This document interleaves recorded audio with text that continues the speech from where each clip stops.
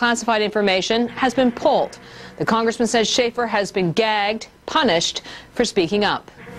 It's obvious to me this is a clear attempt to silence this guy, but now even more than to silence him, to ruin him as a person and a military officer. I've talked to all the Able Danger players, and they all agree this is a witch hunt against Tony. It's wrong, it's un-American, it's unacceptable.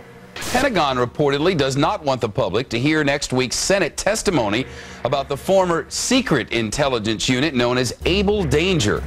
Two congressional sources have told Fox News that the military's pressuring senators to move the hearings behind closed doors. When the Able Danger hearings were held, Schaefer and others were gagged. Eventually, Schaefer would be able to speak at a whistleblower's hearing.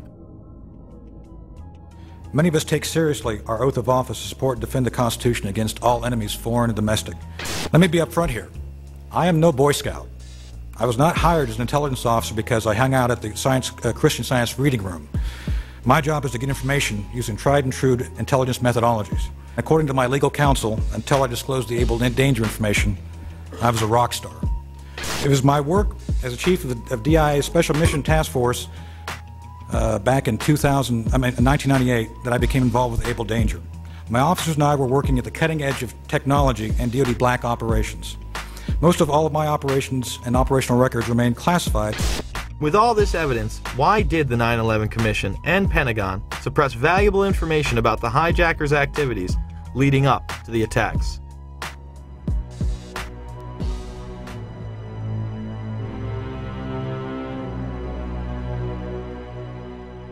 It was widely reported that men had been celebrating the attack after recording the first plane strike.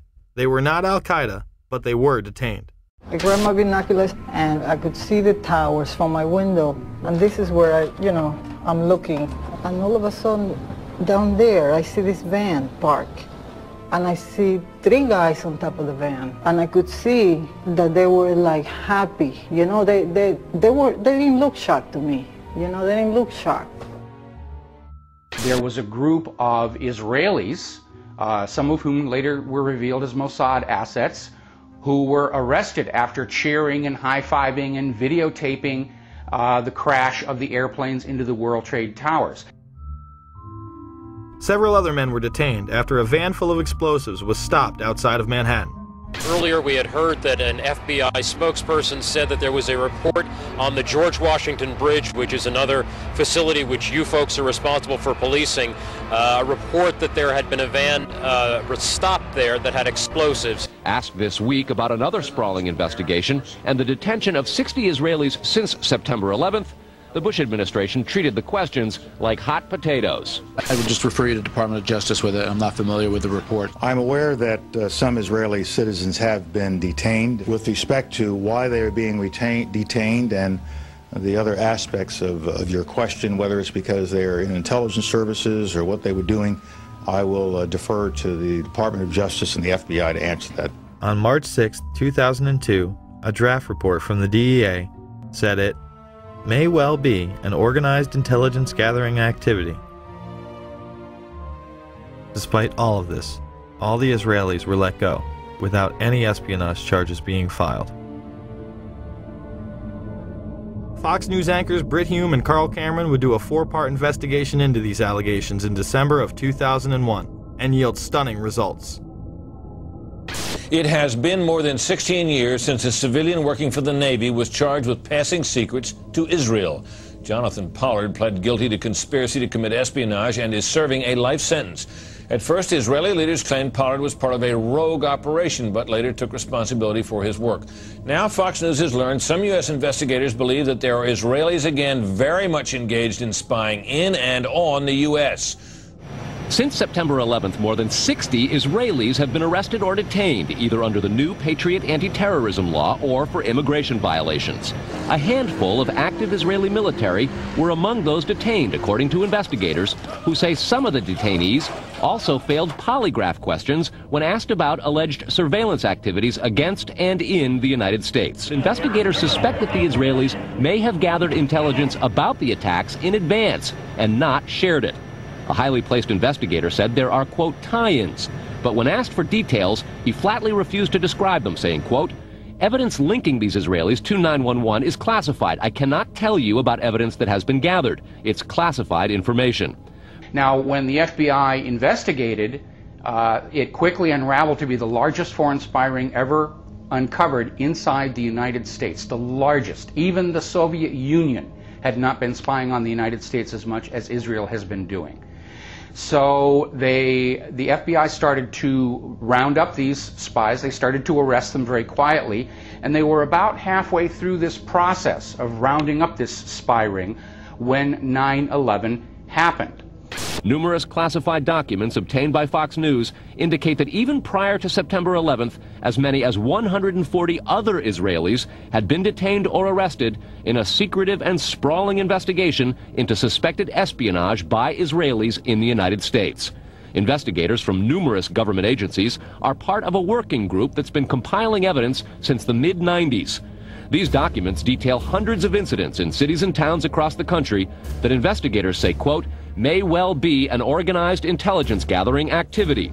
The first part of the investigation focuses on Israelis who say they are art students from the University of Jerusalem and Bezalel Academy. Documents say they, quote, targeted and penetrated military bases, the DEA, FBI, and dozens of other government facilities, and even secret offices and unlisted private homes of law enforcement and intelligence personnel. The majority of those questioned, quote, stated they served in military intelligence, electronic surveillance intercept, and/or explosive ordnance units. Why would Israelis spy in and on the U.S.? A General Accounting Office investigation referred to Israel as Country A and said, quote, according to a U.S. intelligence agency, the government of Country A conducts the most aggressive espionage operation against the U.S. of any U.S. ally. The document concludes, quote, Israel possesses the resources and technical capability to achieve its collection objectives. What about this question of advanced knowledge of what was going to happen on 9/11? How clear are investigators that some Israeli agents may have known something? Well, it's very explosive information, obviously, and there's a great deal of evidence that they say they have collected, none of it necessarily conclusive.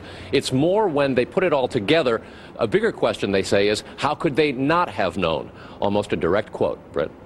It is now apparent that this intelligence ring was inside the U.S., had prior knowledge of 9/11, and had a classified role in 9/11, which officials refused to discuss. It was also able to penetrate U.S. intelligence agencies and secret offices, yet all were released. The men who were detained due to the report they were taping the first plane crash and then celebrating and joking about it actually went on television and admitted it was their job to record the attack.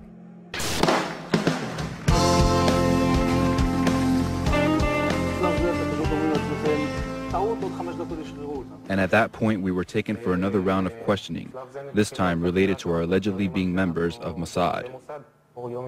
The fact of the matter is we are coming from a country that experiences terror daily. Our purpose was to document the event. How could they have known about the attack?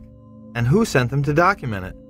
The evidence points to a large intelligence network inside the United States that had teams on the ground, such as the ones recording the attack, and electronic surveillance teams gathering information. Another team who was involved that day detonated explosives on the ground. We have both suspects under K. We have the suspects who drove in the van exploded. Yeah, I just want to make sure you and your guys are all right over there, K, that's all. You know, we have both Trans driven that exploded. What location? King Street between 6 and 7. Shooting is on the scene on King 6 or 7. What unit are you? How would these teams obtain their information? The investigation on our side basically tracked back to two companies. The first one was called Amdocs. This is an Israeli-owned company which does the billing for 90% of the telephone companies inside the United States. Fox News has learned that some American terrorism investigators fear certain suspects in the September 11th attacks may have managed to stay ahead of them by knowing who and when investigators are calling on the telephone. How? By obtaining and analyzing data that's generated every time someone in the U.S. makes a phone call. What city and state, please? Here's how the system works. Most directory assistance calls and virtually all call records and billing in the U.S. are done for the phone companies by Amdocs Limited, an Israeli-based private telecommunications company. Amdocs has contracts with the 25 biggest phone companies in America and more worldwide. It is virtually impossible to make a call on normal